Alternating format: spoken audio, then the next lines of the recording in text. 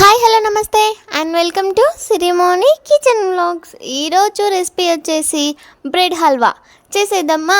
చాలా ఈజీగా క్విక్గా అలాగే టేస్టీగా కూడా ఉంటుంది. చాలా అంటే చాలా తొందరగా అయిపోతుంది. ఎవరైనా ఇంటికి వచ్చే గెస్ట్లు కానీ ఎవరైనా మన స్పెషల్ పర్సన్స్ ఉంటే తొందరగా స్వీట్ చేయాలంటే this is the best sweet అనుకోండి. చాలా అంటే చాలా టేస్టీగా ఉంటుంది.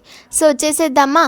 వీడియోలోకి వెళ్ళే ముందు please do like, share and subscribe to my channel Sirimoni kitchen vlog. So let's get start our video.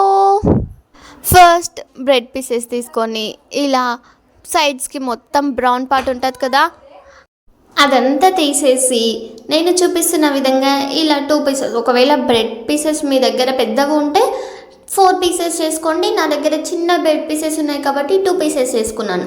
తర్వాత డీప్ ఫ్రైకి సరిపడా ఆయిల్ వేసి మనం కట్ చేసుకున్న బ్రెడ్ పీసెస్ అన్నీ ఉంటాయి కదా, అవన్నీ అందులో వేసేసి చూసారా, నేను ఇక్కడ మంచి బ్రౌన్ కలర్లో వేయించుకున్నాను కదా, అలాగే మీరు కూడా వేయించి ఇలా సైడ్కి పెట్టేసుకోండి.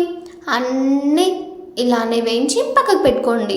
ఇప్పుడు కొంచెం గీ వేసుకొని డ్రై ఫ్రూట్స్ కాజు, పిస్తా, అలాగే కిస్మిస్, బాదం ఏవి ఉంటే అవన్నీ వేసుకొని మంచి బ్రౌన్ కలర్ వచ్చే వరకు ఇలా వేయించి పక్కకు తీసుకోండి. నా దగ్గర ఇక్కడ జీడిపప్పు, బాదం, కిస్మిస్లు మాత్రమే ఉన్నాయి, అవి మాత్రమే చేసేసాను. సో నెక్స్ట్ వచ్చేసి పాకం చేసుకుందాం. ఇప్పుడు అదే బాండీలో 1 కప్ షుగర్ వేసి 1 కప్ వాటర్, 1 కప్ షుగర్కి 1 కప్ వాటర్ కరెక్ట్గా సెట్ అవుతుంది.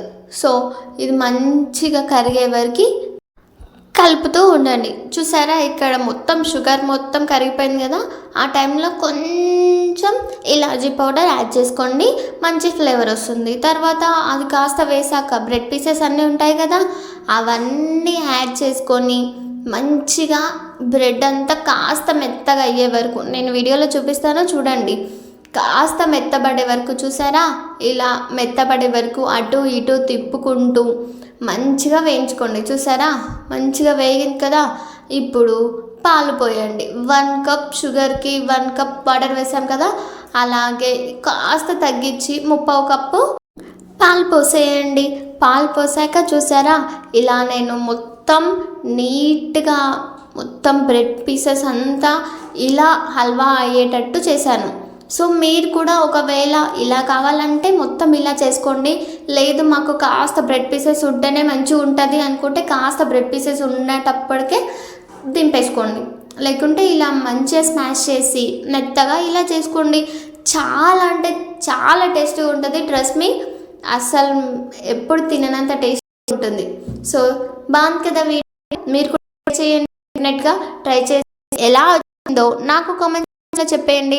అలాగే ఇప్పుడు ఇన్స్టాగ్రామ్లో కూడా నా అకౌంట్ ఓపెన్ అయింది. So please do follow Instagram Sirimoni kitchen vlogs and follow my channel for more videos. Thank you for watching. Bye.